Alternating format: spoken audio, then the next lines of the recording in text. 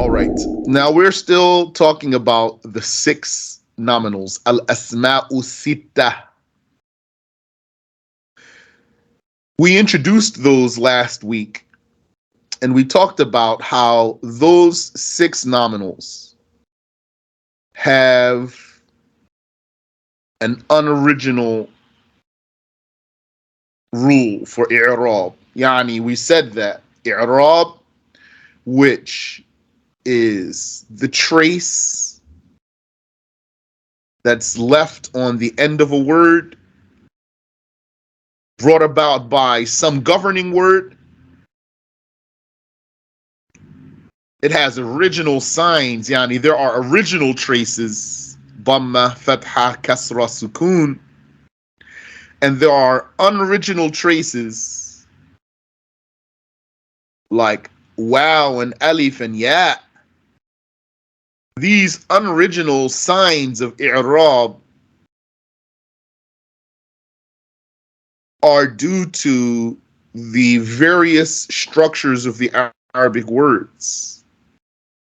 So, in learning the signs of i'rab, you will be learning about the various types of Arabic words. Here we are with the first group or the first case of Arabic words that take unoriginal signs. Those are al-asma'u sitta, the six nominals. These six nominals, in order for them to have these signs that we talked about, the wow and the alif and the ya, because you say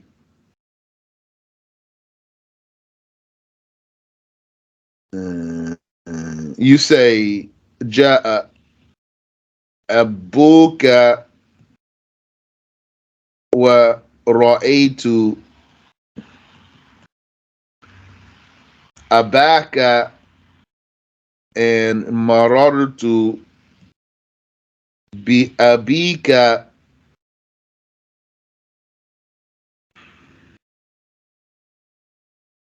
In order to have these unoriginal signs, the wow here, ja'a abuka, and the alif here, ra'aytu abaka, and this ya here, marartu bi abika, instead of a dhamma and a fatha and a kasra,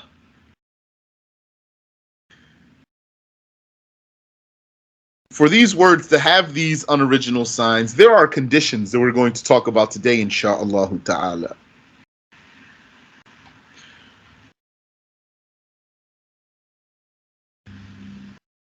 So, what are we going to be learning here? As we learn these unoriginal signs, we're going to be learning about various kinds of Arabic words, like these here, the six nominals, and others that we'll see, plurals and masculines and singulars and different types of words. Also, we're going to be learning about various cases in Arabic, various things, all kinds of things here. So, naHw is called ilmu lughati al-Arabiyyah or ilmu al-Arabiyyah. It's the knowledge of Arabic. Although Arabic language is so vast, and the naHw science is one science out of 10 sciences. This science is so important and so comprehensive of the Arabic language that it is called the science of the Arabic language. So as you learn it, you're going to be learning about all sorts of things. As you'll see today, inshallah, we're going to cover several topics. In the process of addressing the conditions for these words to be able to take these unoriginal signs, we're going to be addressing various topics. This is how you learn Arabic, yani What I mean to say is, perhaps many of you are not in Arabic speaking environments.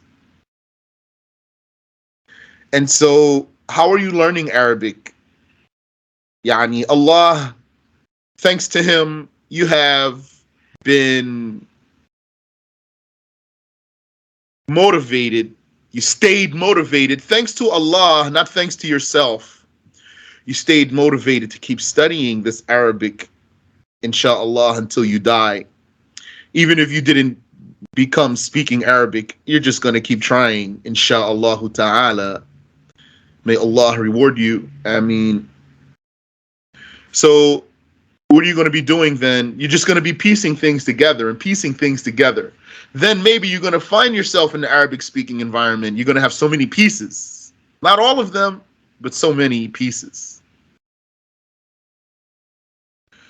So now we're going to talk about these, the conditions for this divergent, these unoriginal signs. The author says, may Allah have mercy upon him.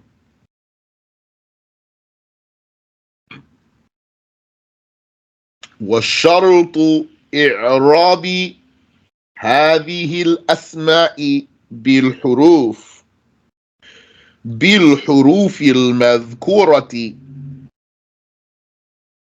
The condition for the i'rab of these nominals by the mentioned letters waw, alif, and ya. ثلاثة أمور is three things, three matters. If these three matters exist, then you'll be able to say abuka with a waw, and abaka with an alif, and abika with a ya. So what we're saying then, aren't we? Ja'a abuka wa ra'aytu abaka wa marartu bi abika. We're saying that, yes. So then it means, since we're saying that means we are fulfilling those three conditions. Now we're just going to say what they are. He says, أحدها أن تكون مفردة. One of them is for these words to be singular. Singular. So what do you have contrary to singular in Arabic? Who can tell us? What's contrary to singular in Arabic? I want the complete answer, or I'm going to say no. If you give me a partially correct answer, I'm going to say no. What's contrary to singular in Arabic? 10, 9, 8, 7, 6, 5, 4, 3, 2, 1. The answer is dual and plural. Contrary to singular in Arabic is dual and plural. So one condition, the first condition that the author mentions, for these words to have these letters as their signs of i'rab is that they be singular, neither dual nor plural. He says, فَلَوْ كَانَتْ مُثَنَّةً. So, if they were dual, أُعْرِبَتْ بِالْأَلِفِ رَفْعًا وَبِالْيَاءِ جَرًّا وَنَصْبًا.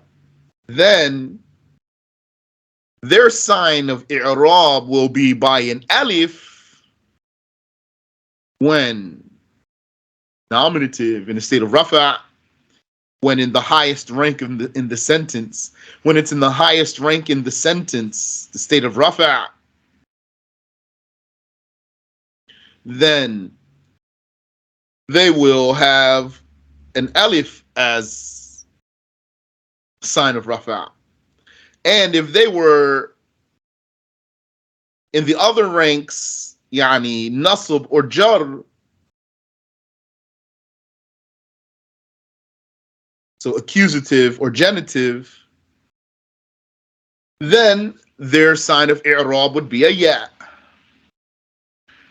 كما تعرب كل مثنى كل تثنية كما تعرب كل تثنية تثنية كل تثنية. There's no shadda on this ya in تثنية.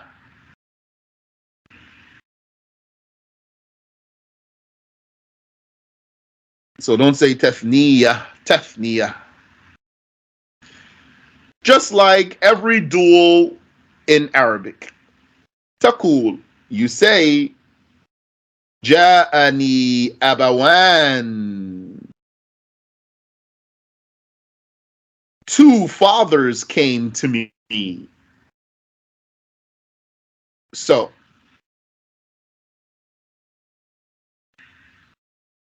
ab, that's the original word. Ab, father.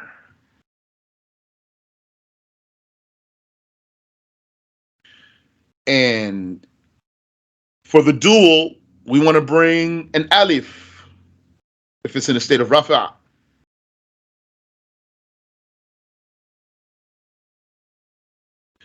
And then this noon, what's that noon? We'll come back to talk about it. When we get to the chapter of muthanna, of tethnia, which is coming, because that's a type of word in Arabic, so it has its own rules for i'rab, which we're really talking about right now. We're talking about that right now, though, as a side note, because we're talking about the six nominals. But these six nominals, they could be dualized. Then they're going to be muthanna, duals. They're going to have dual rules. So now we're just mentioning them as a side point in this chapter. But then we're going to come to the chapter of the topic of duals, and then it's going to be a main point, and this is going to come back. So that's what I mean by grabbing all these pieces and piecing everything together. What's that noon there? We'll talk about that insha'Allah ta'ala when we come to the topic of the duals, unless the author brings it up. If the author brings it up, we'll talk about it. So you say ja'ani abawan.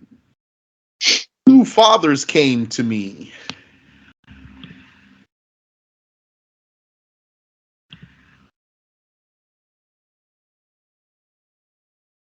And then you might say, what's this wow here? Well, for sure, it's not the sign of i'rab. What that wow is, though, I can address that for you now because that's important.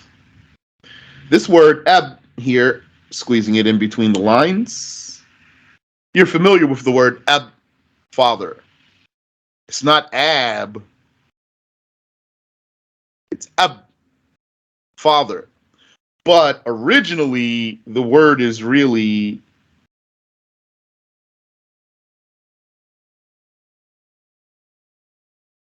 abawun. Abawun. That's the origin of the word. Remember, very, very, very important rule.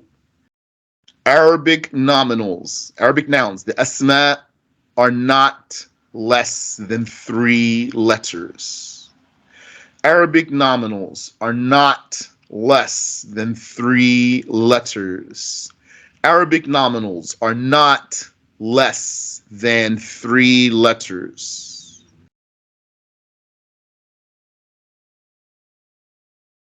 So then, when you come across words like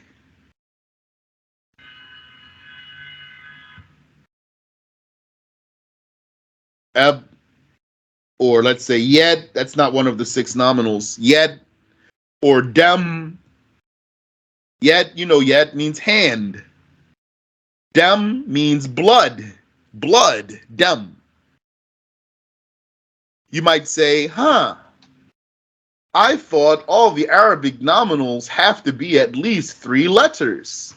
How is it that these only have 2? The answer is the third letter is omitted. The third letter is omitted. Then you might say, wait a minute, didn't you tell us that in Arabic, when you omit something, you leave something behind as proof for what was omitted? Where's the proof that there's an omitted letter here? And the answer is, I did say that, but I also said usually. That's not an absolute rule.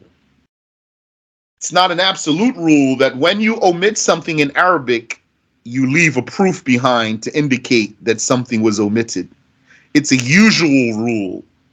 So make sure you're keeping track of your rules. So this is definitely a subject where you want to be taking notes, right? Really, the knowledge is in the hearts. It's not in the books. The books are just guidelines. So you're going to be taking notes. Unless you're just listening for the sake of Allah, then may Allah bless you. Ameen. So here are examples of words that something was omitted from them, or cases.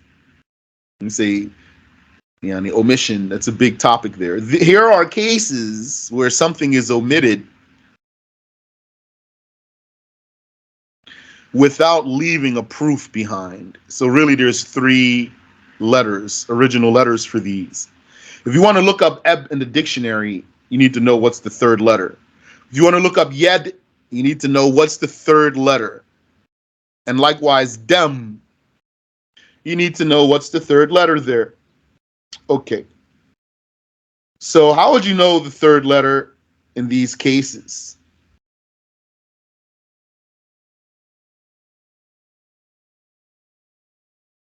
By learning some things, by learning how to do it. So there's another rule in Arabic, which is that dual form reverts words back to their origin. Not only dual, but I'm just not going to overload you with too many details at once.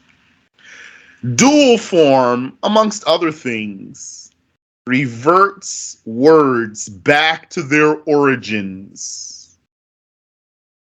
So sometimes a word would be having an omitted letter. When you put it into a dual form, its omitted letter is going to come back. Sometimes other things also, so that I don't give you too many details at once. So dual form is going to revert a word back to its origin. So the origin of ab is abawun, abawun. Then the wow gets omitted. And then the sign of i'rab comes to the back. So you say abun. Now, if certain conditions exist, then for the sign of rafa, you're going to bring a wow for rafa as a sign of rafa. And if it's a case of duality, then you're just going to bring back the original wow and then bring the sign of i'rab, which in this case is the alif. And so you say, Ja'ani abawan. 2 fathers came to me. Wa ra'aytu abawain. Wa ra'aytu abawain. I saw 2 fathers. Wa marartu bi abawain. And I passed by 2 fathers. So you can see here the sign of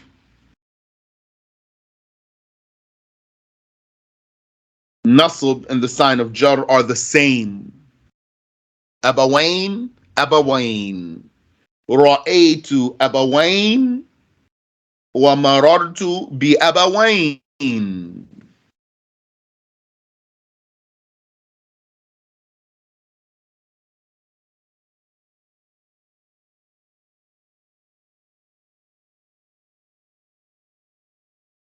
Any question there?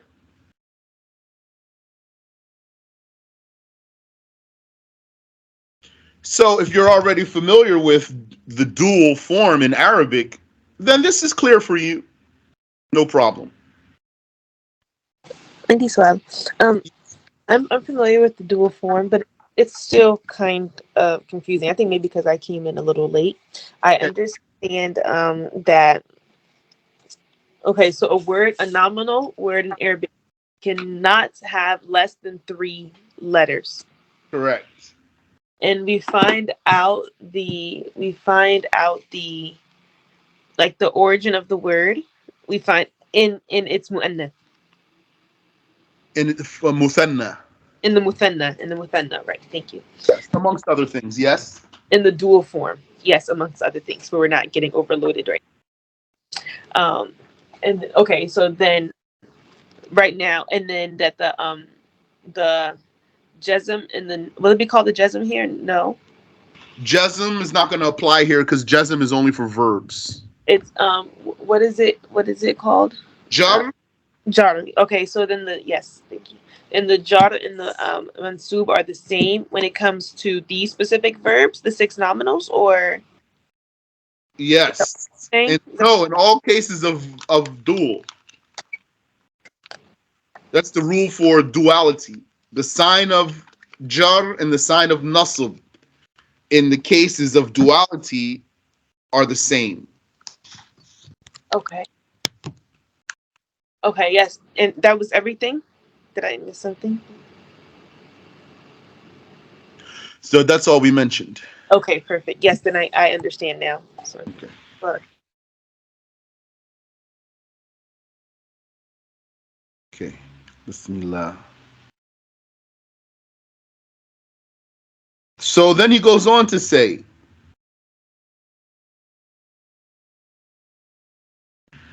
وَإِنْ كَانَتْ مَجْمُوعَةً وَإِنْ كَانَتْ مَجْمُوعَةً if those words were plural, مجموعة. So you know the word for plural in Arabic is usually going to see it called jama'. Jama'. Jama' means plural. And you could also use it, you also use the word majmu', which basically means pluralized, because that's the pattern of maf'ul. Maf'ul means receiver of an action. Maf'ul means done to, receiver. Receiver in grammar terms, receiver in grammar terms means done to, receiver of the action. So majmu' means pluralized, made plural. Okay, so we're saying here that one of the conditions for these six nominals to have signs of wow, alif, and ya for rafa, nasb, and jar is that they would be singular. So what's contrary to being singular? Being dual or plural. When we said, so now we just talked about dual. So now we just talked about dual. So what about plural? وَإِنْ كَانَتْ مَجْمُوعَةً if they were plural, then you have to remember there's two types of plurals in Arabic, amongst other, yeah, I mean, two basic types, yes. Anyone know? What are the two types of plural in Arabic? 10, 9, 8, 7, 6, 5. can I say one of them? or what I think one of them is. Go ahead. جمع التكسير. And Um. oh, you said one of them. Okay. Okay. Think about the And other one. Sister Kiwata says sound masculine, sound feminine. Ah, those are the same because they're Ah, both sound. so then I can put them hers and then Yes. uh, So then the answer is what? جمع التكسير and جمع السالم. Is that what it's called? Yes, correct, correct. But if you want, you can say jama, uh, jama taksir, broken plural, a broken plural, and you have jama tashih, sound plural. Jama taksir and jama tashih, broken plural and sound plural. Sound plural means you're leaving the singular form alone and you're just adding something to make it plural. Broken plural means you're breaking the singular form to achieve the plural. I'm saying that in not the best words now. When we get to each topic, we'll be more exact, insha'Allah ta'ala. So, anytime you say plural in Arabic, first question in your mind should be sound plural or broken plural.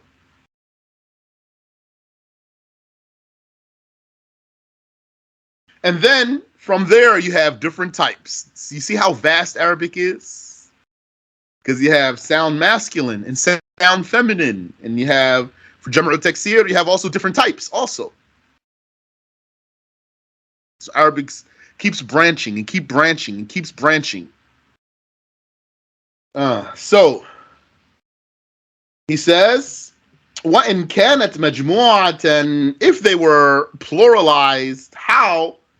جَمْعَ تَكْسِير, a broken plural, أُعْرِبَتْ بِالْحَرَكَاتِ عَلَى الْأَصْلِ, then they would be given i'rab by the original vowels. So the rule is broken plural is like the normal singular in terms of i'rab, except which you'll see.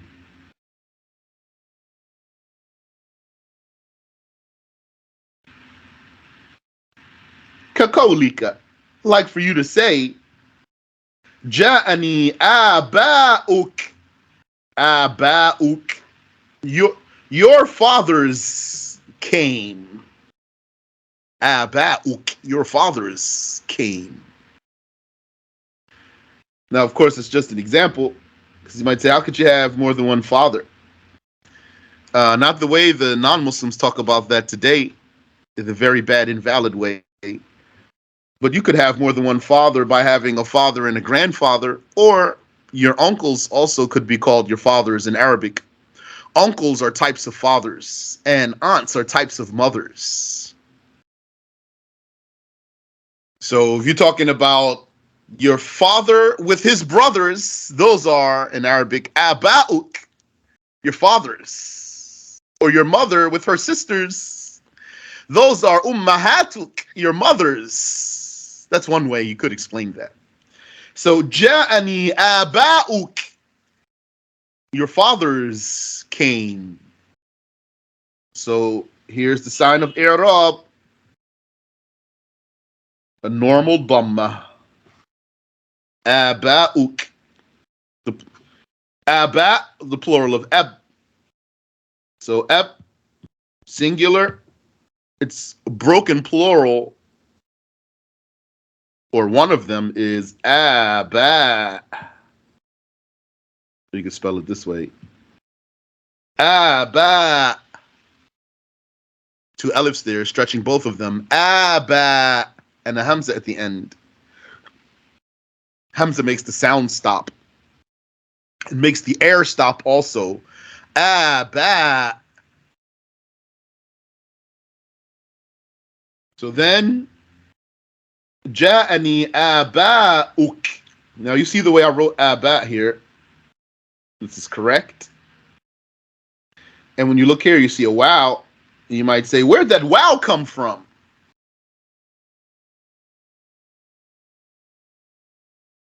That goes back to what? That goes back to what? What field? Knowing where that wow came from. Not sarf, by the way. So I gave you a hint. It's not sarf. It's, yeah, it is sarf, but usually we're not going to say that. 10, 9, 8, Um, 7. Go ahead. 6. this is wrong, so I want to start off with that. I'm gonna try. Um, is this when we talked about like the sick letters? Nope. Okay. 5, 4, 3, 2, 1. This goes back to imla. Rules of imla. How to spell, basically. Imla means dictation. Spelling rules. Because you learn the rules of hamza when you learn imla. When do you write a hamza on an alif or on a waw or on a ya or on the line? That depends on so many things. If it's in the beginning, middle, or end of the word, and what's in front of it and what's on it. So if you learned imla, then you know the rules of writing a hamza. So that's why that wow came back here when we said aba'uk. But we're not studying imla now, so we're not going to talk about it in detail. We're not going to go further than what I just said. I hope that was clear, inshallah. So ja'ani aba'uk, the point here is, since this is a broken plural, then the sign of i'rab went back to being regular vowels. Dhamma, fatha, and kasra. And you say, wa ra'aytu here, aba'ak. Aba'ak. Look, that hamza now. There's no wow there. It's the same word though. Aba'ak. Why there's no wow there? And there's also not an alif there, for example, or even a ya. Review what you learned in imla if you've learned it. Go back and study that. So what's the sign of i'rab here? This regular old fatha. Ra'aytu aba'ak. I saw your fathers. Wa marartu bi'aba'ik. Wa marartu bi'aba'ik. This kasra is the sign of jar. Regular kasra. Look, now the hamza is on something else. So review the rules of imla. وإن كانت مجموعة جمع تصحيح, and if they were pluralized with a sound plural or a sound pluralization, that means leaving the singular form alone and merely adding something to the end to achieve the plural. أعربت بالواو رفعا وبالياء جرا ونصبا. Then it's going to have in the state of rafa a wow as its sign of i'rab, and in the state of jar and the states of nasb and jar, and in the states of nasb and jar it's going to have a ya. Because now we're talking about sound plural, sound masculine plural.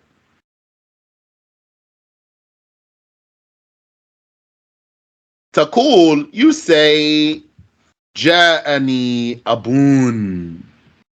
fathers came to me. So this wow is a sign of rafa because it's sound masculine plural. Like you say muslimun. Here you say abun. And what's this noon here? We'll talk about that when we get to the chapter of sound plural.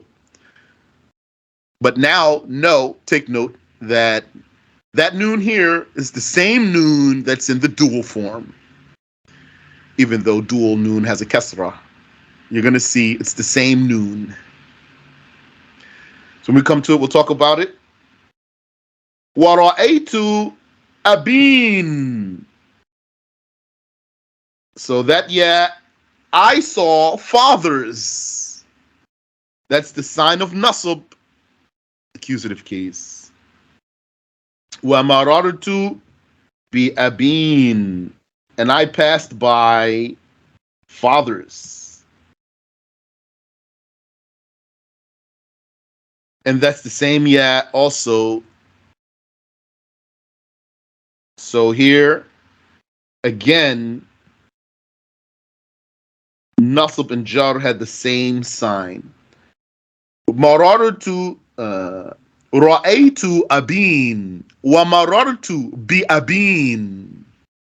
I saw fathers and I passed by fathers.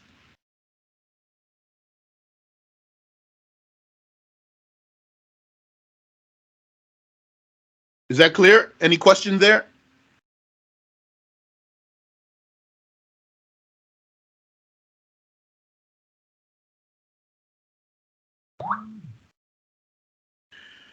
ولم يجمع منها هذا الجمع إلا الأب والأخ والحم. And none of those six nominals are pluralized with this plural. None of them are given the sound masculine plural, but three of them, half of them, ab and akh and ham. So you say جاء الأبون وجاء الأخون and جاء الحمون.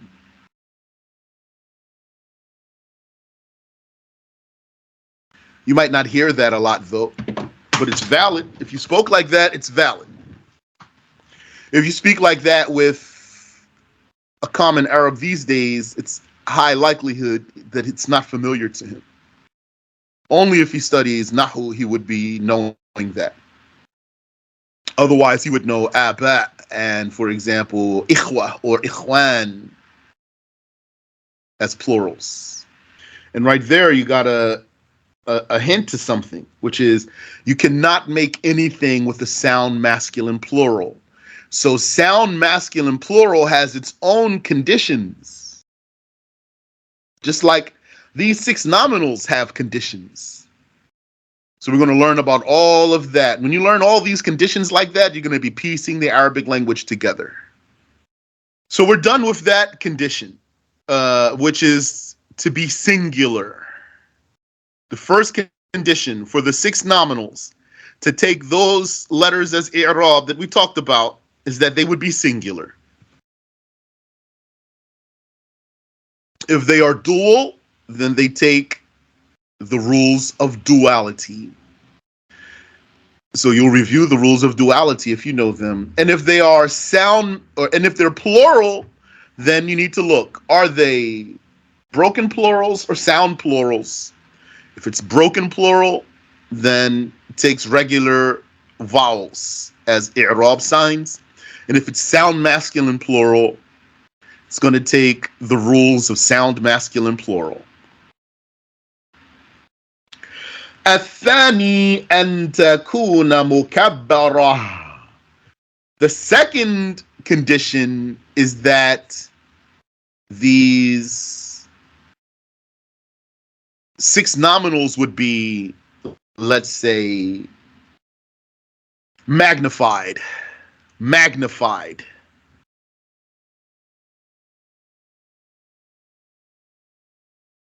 What do you do when you magnify something? Don't you enlarge it or enlarged? Magnified or enlarged. What does that mean? You're going to see now. Fellow sughirat. So if they were miniaturized,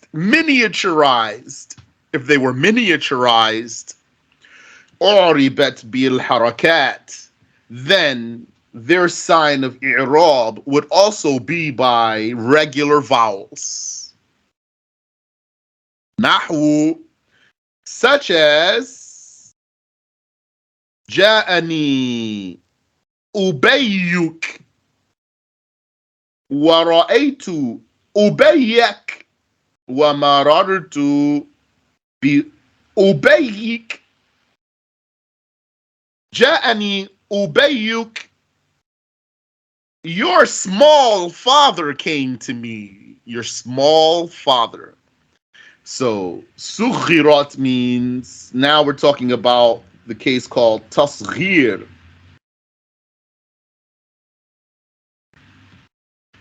Tasghir means to miniaturize, to make small.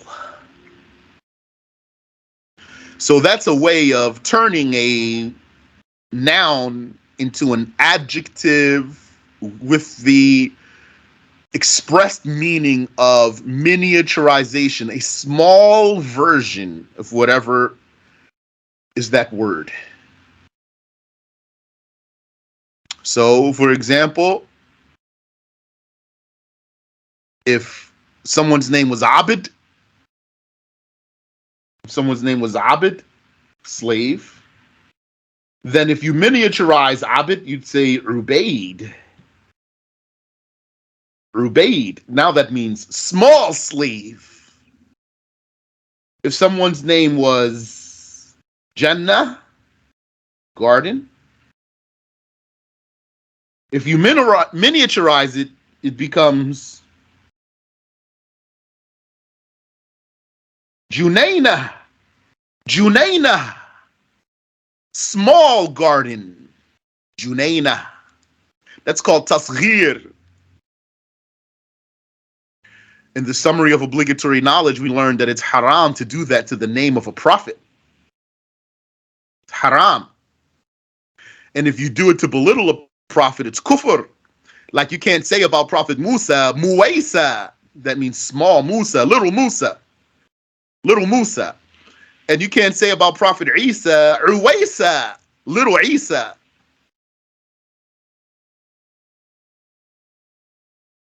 So for us in English, Yani, for English, you don't have that, so you're just going to put little in front of something. Little bow wow. So when these 6 words are miniaturized, meaning you want the small version of any of those, and this returns to the field of sarf. Sarf is the knowledge of the structures of words. So when you learn how to miniaturize words, that's a detailed chapter there, of course, like everything else in Arabic. Detailed without being difficult. Don't conflate details with difficulty. Those are not the same. When you learn the chapter of tasghir, then you'll see, because like we already said, there's so many types of Arabic words, then to miniaturize different kinds of words, there's different ways. These ones, if you miniaturize them, these 6 nominals, then that's going to make them take regular vowels for i'rab signs. Ja'ani ubayyuk, your small father came to me. Wa ra'aytu ubayyak, I saw your small father. Wa marartu bi ubayyik, and I passed by your small father. So there, ubayyuk, there's the sign of i'rab, that dhamma, and here, ubayyak, there's your fatha, and yani here, and here, ubayyik, there's a kasra there, but Subhanallah. What's correct in Arabic is to put the kasra under the word. Under the word. Put the kasra under the word. Why is this kasra over the word here? Here, when it has a shadda. The origin of that, know that the origin of that goes back to word processing programs. So that's something very, very new. It's not old. The origin of that goes back to word processing programs. It's a glitch. But then it got so spread that people just started doing it. Like they left it. They didn't care. You used to, yani, whenever you put a kasra and a shadda on the same letter, it was a glitch that the kasra would then go up over the letter and be under the shadda. And the kasra is supposed to be under the letter. But that became so widespread that nobody cares anymore. You used to be able to fix the glitch. Maybe you still are. If you are, I forgot how to do it then because I can't do it anymore. Used to be able to fix that glitch, just have to press an extra button or two and it goes back the correct way. So know that that's wrong. Our sheikh says it's wrong, incorrect. According to our sheikh, this right here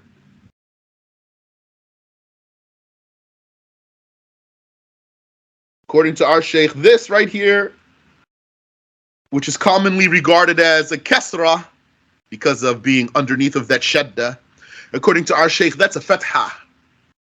Even if it's under the shadda, it's still a fatha because it's over the letter. So when you write with your hand, put the shadda over the letter and put the kasra under the letter. And when you type, and then you put them both on one letter, unless I'm mistaken, there's nothing you can do about it. It became accepted. So I prefer, if I type in Arabic, I prefer to just put the shadda there and not put the kasra because I don't want that mistake there. Any question there? I'm very happy for you brothers and sisters who are being consistent. May Allah reward you and bless you. The author says, الثالث, the third condition for the six nominals to have those letters as signs of i'rab, أن تكون مضافة, is that they would be in an annexation. So mudafa, that they would be mudafa, that they would be the first part of the annexation. They would be the mudaf, not the mudaf ilayhi. It's a condition that they would be the first part of the genitive construction, the first part of the annexation, the idafa. Meaning that you're bringing a second word to annex to them.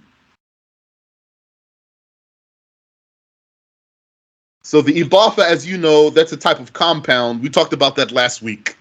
I'll leave you to review that, insha'Allah ta'ala. Unless you have a question for me, I won't repeat what I told you last time.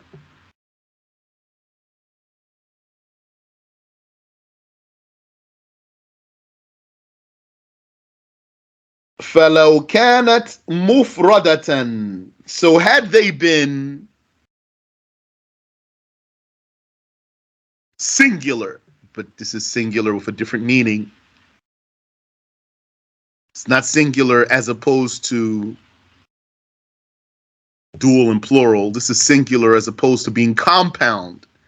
If you want, we can say non-compound, so we don't mix the terms up. Non-compound here.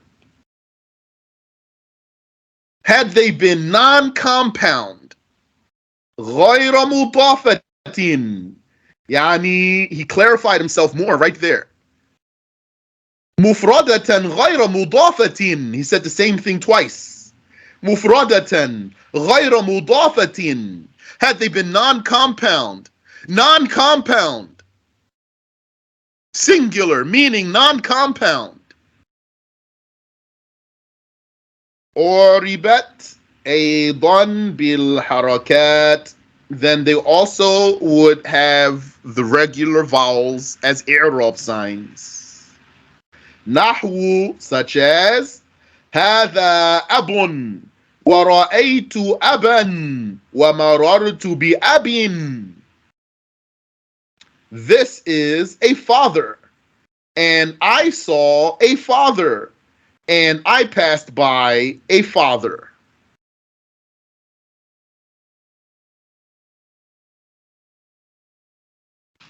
I think that's clear. So we're basically saying here, without that second word, it's just in its regular form. Of course, with the omitted third letter, in the case of those ones that had that third letter omitted.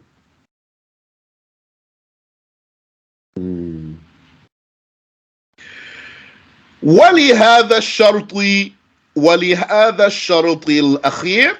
And for this last condition, شرط, there is a condition.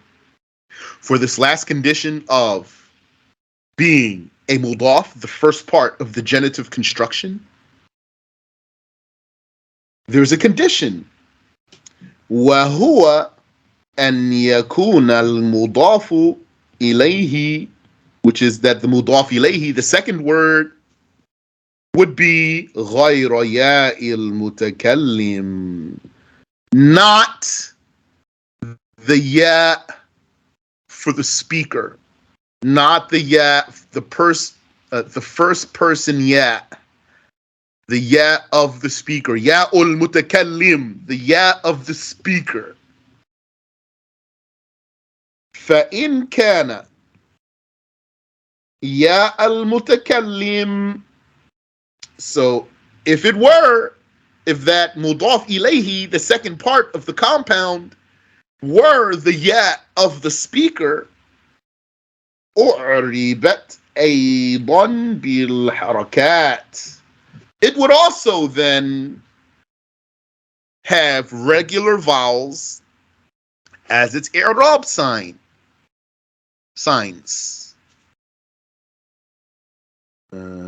لكنها تكون مقدرة, however they would be intended. You're not going to say them because the ya is there.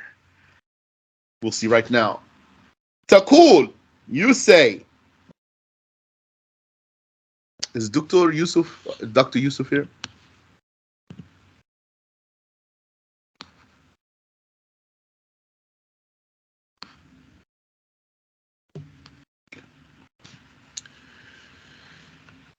You say,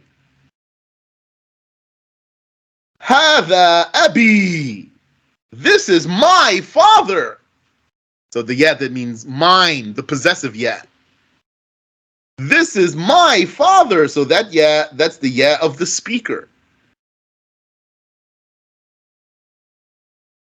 وَمَرَرْتُ بِأَبِي,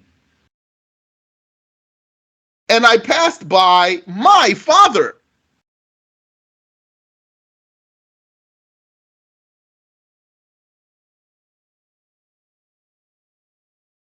I missed that there. So, هذا أبي, this is my father.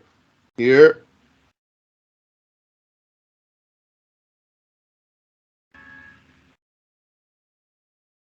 I have suckle. A part dropped out of my book. My copy has suckle in it. Maybe your copy, inshallah, if you're following along with your own copy, it has what's dropped out of mine here. وَرَأَيْتُ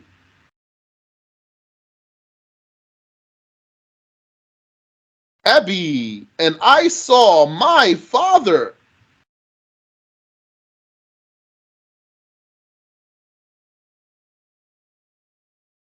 So, هذا أبي, this is my father.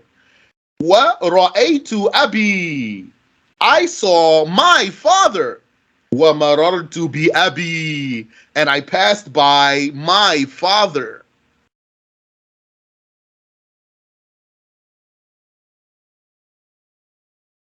He says,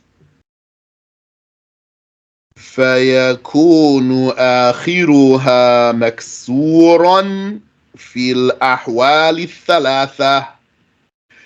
And so its end had a kasra in all three cases. But what's that kasra there? Who knows? What's that kasra there? Yani, you might not know the exact words there. 5, 4, 3, 2, 1. This kasra here, هذا أبي. That kasra comes along with the ya.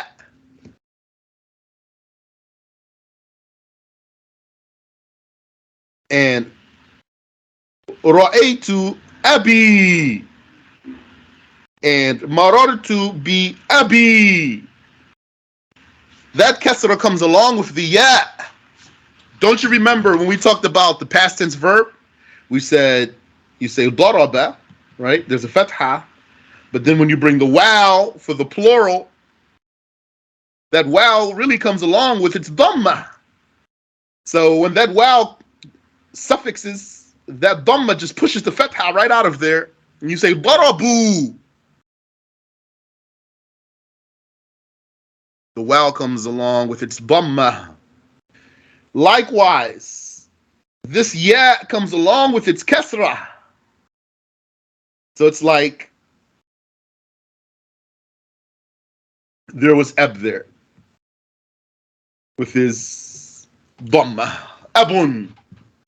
And then here's this ya that means mine, it has its kasra. And then that ya, qad yuqal, he says, I see a word that I can suffix to.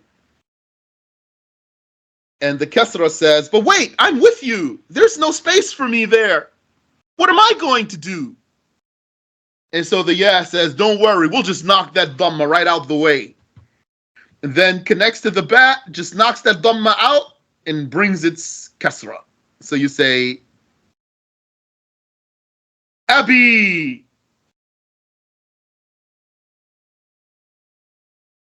Even if it were here,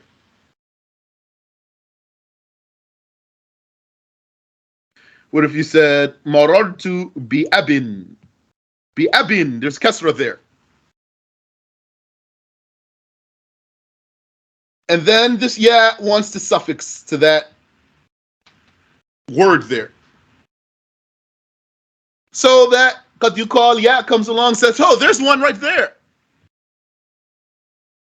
And then the kasra says, but what about me? And the ya says, don't worry, we'll just knock that kasra out of the way. And then the kasra says, but there's already a kasra there. Do you need me? Maybe you don't need me. The ya says, nah, we're going to get rid of that kasra. You're my kasra. And then the ya comes, connects to that word and knocks his kasra out of there and brings its own kasra. It says, marartu bi abi.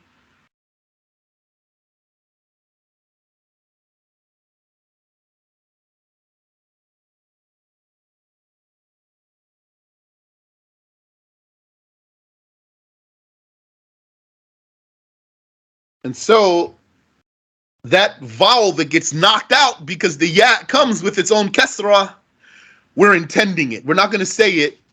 We're physically able to say it. We could say hadha aboy with a dhamma. We could say physically ra'aytu abay with a fatha. Keep the ya. And then say marartu bi abi with the original kasra there, the sign of jar. Physically we could say it, but we're not going to. So what do you call that? I'm not going to tell you now, just not to overload you. It's going to come back. He's going to regroup and talk about the cases where we're intending the haraka. Insha'Allah ta'ala. So we'll see the names of those then.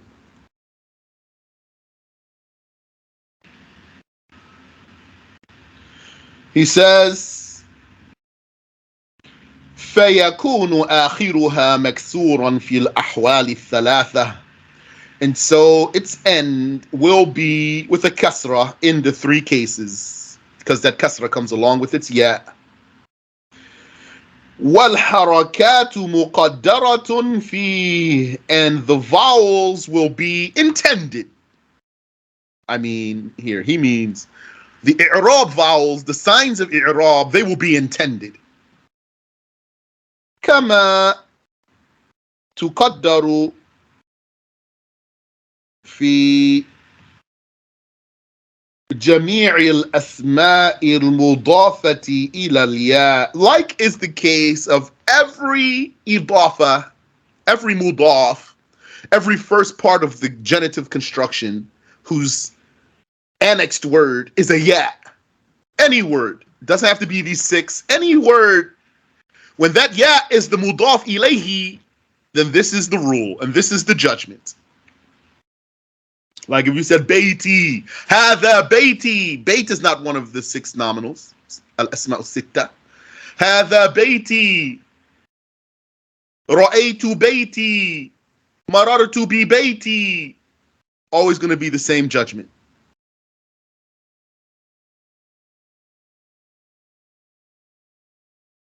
Nahu, such as Abi wa Akhi wa Hami wa Ghulami. My father and my brother, and a woman would say my in-law, the husband's relative, and Ghulami, my lad. Ghulami is not one of the six, but he put it there so that you know that it's a universal rule.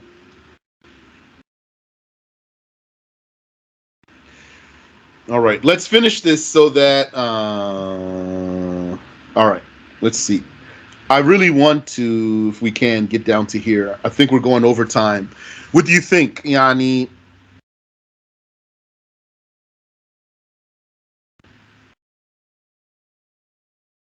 Let me get down to these three dots and then we'll see.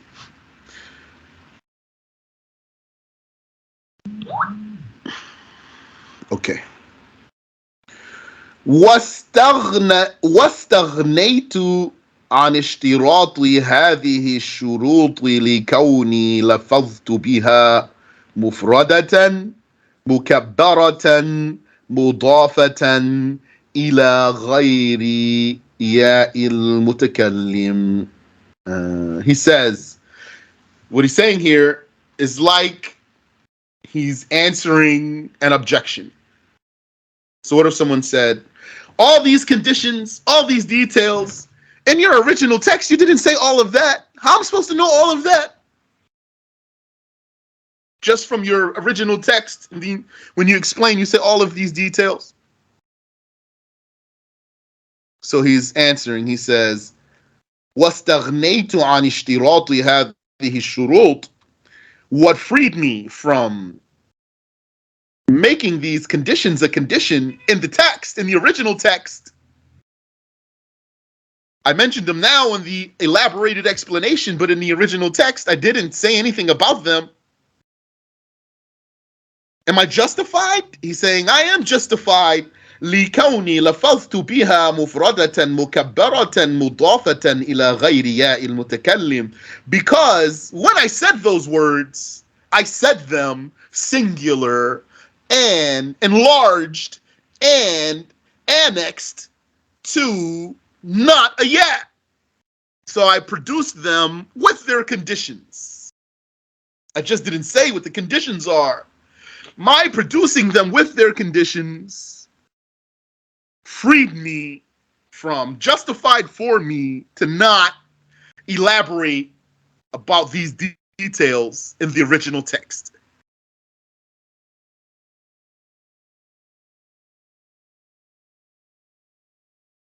وَإِنَّمَا قُلْتُ حَمُوهَا.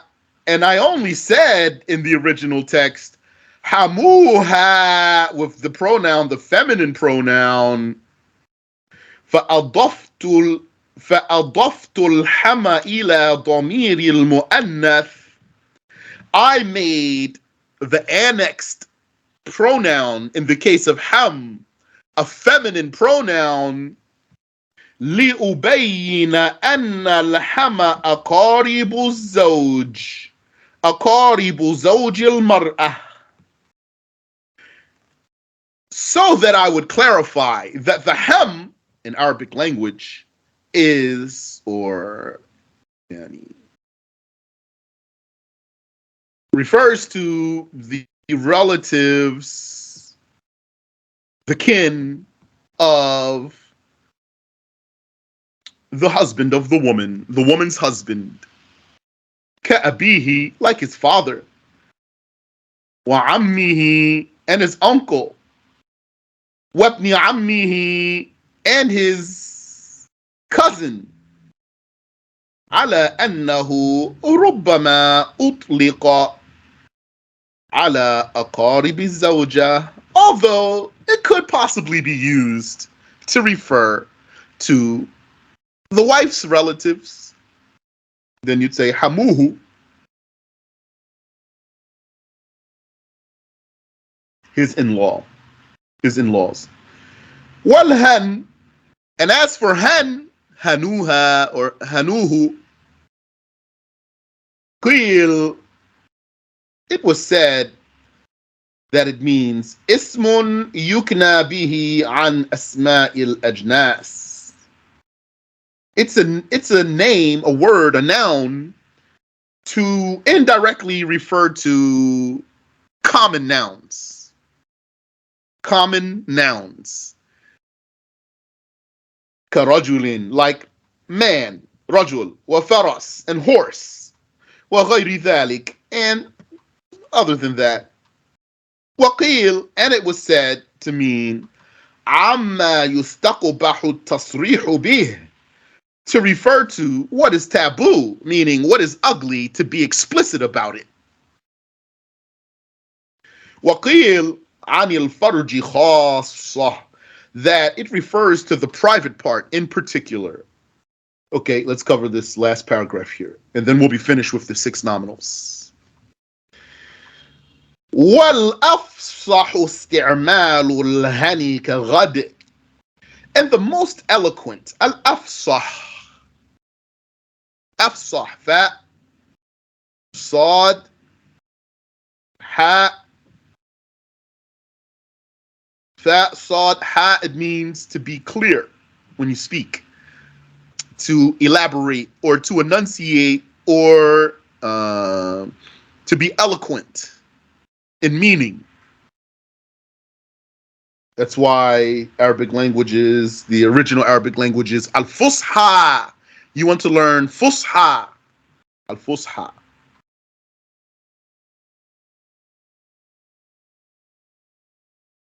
You want to learn al-fusha. That's the original classical Arabic, the eloquent Arabic. You want to learn the eloquent Arabic. That's different from slang language. People usually call it Amiya. You don't want to learn that. If you do, if and when and do you go to Arab, if and when you do go to an Arabic speaking environment, an Arab country, for example, the people, including the students, the teachers and the students, will be speaking slang around you. A lot of times just not realizing because it's a habit. So if you want to have good, clean Arabic, you need to not incorporate the slang into your vocabulary. I can hardly speak slang. I can understand it to a degree. On purpose, I rejected listening to it. When I would hear people speaking slang, I would tune it out. But some of our sheikhs, they didn't do like me. They listened to it and they spoke it. Those who are like me as far as learning Arabic as a second language. And they can speak slang, Amiya, and they can speak regular Arabic too. They have an advantage over me because I can't speak that slang stuff. But I saw students who got it mixed up. I saw university students. I saw like students we should be looking up to. They're higher than us when I was there. Yeah, and you want to ask them questions and they didn't know. Is this slang or is it proper eloquent Arabic? All right, enough of that. He says, وَالْأَفْصَحُ اسْتِعْمَالُ الْهَنِي كَغَدٍ. And the most eloquent is using the word hen, like you say غد. غد. غد means tomorrow. Two letters, yani. غد, hen. He's saying, what's most eloquent? Well, he's going to explain. So, al-asl, original text, وَالْأَفْصَحُ اسْتِعْمَالُ الْهَنِي كَغَدٍ. And the most eloquent is to use the word hen like you use the word غد, as far as keeping it with its two letters. الشرح, the explanation, إذا استعمل الهن غير مضاف. If the word hen is used not as a mudaf, the first part of the annexation of the idafa, كان بالإجماع منقوصا, then by consensus it will be without the defective letter. It will not give birth to a defective letter. A محذوف اللام معربا, meaning that the last root letter will be omitted according to all Arabs. According to all Arabs. معربا بالحركات كسائر أخواته.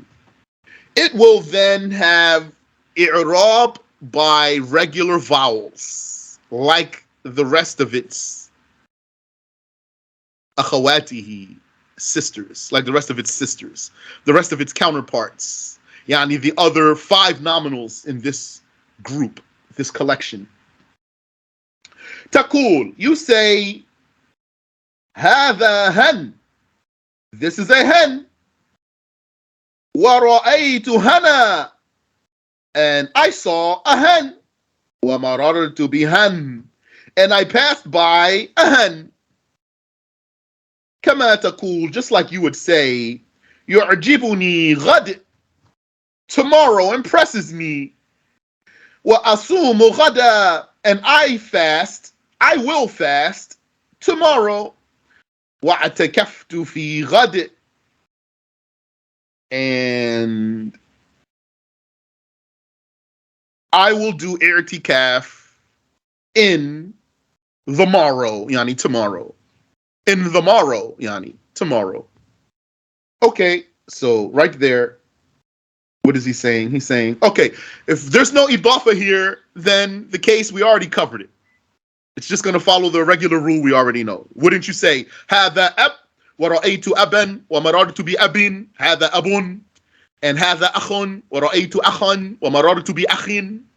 Same thing, هذا هن ورأيت هنا ومررت بهن. Follows the regular rule here. وَإِذَا اسْتُعْمِلَ مُضَافًا, and if it were used as a mudaf in an annexation, فَجُمْهُورُ الْعَرَبِ تَسْتَعْمِلُهُ كَذَلِكَ, most of the Arabs use it also like that. Yani the way we just said now, not like the other 5. فَتَقُول, and so they would say, جَاءَ هَنُكَ, your hen came, without a wow, instead of جَاءَ هَنُكَ. This is better, this is more eloquent. وَرَأَيْتُ هَنَكَ, and I saw your hen.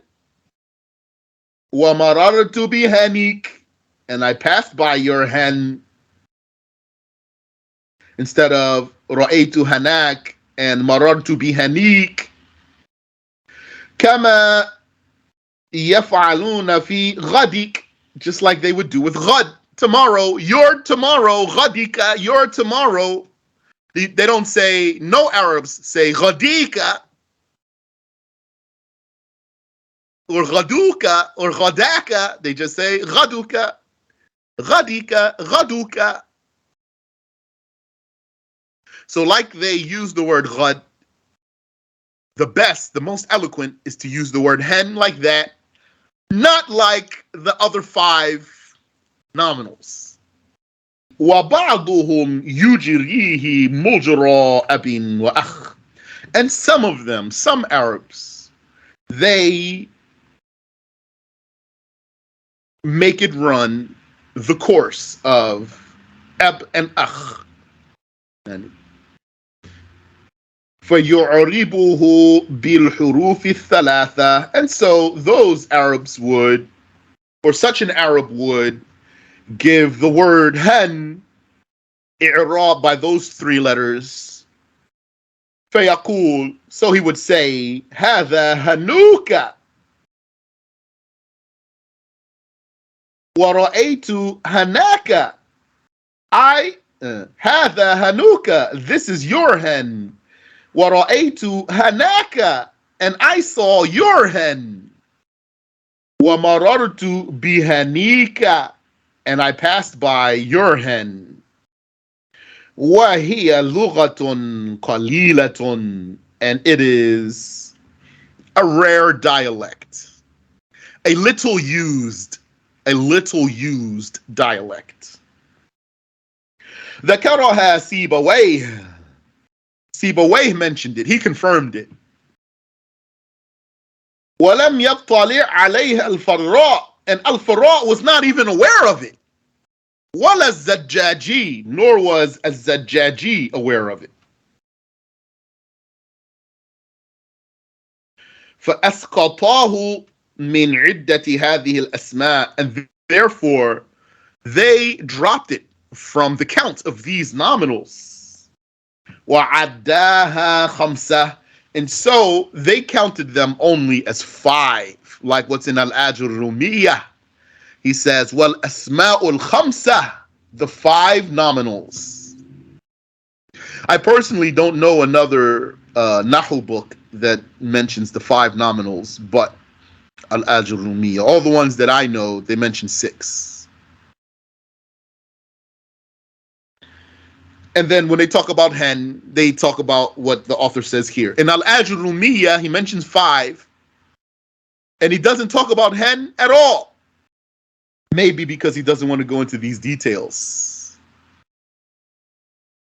Wallahu a'lam. Allah knows best. And so by that, we finish the discussion on Al-Asma' As-Sittah, the 6 nominals.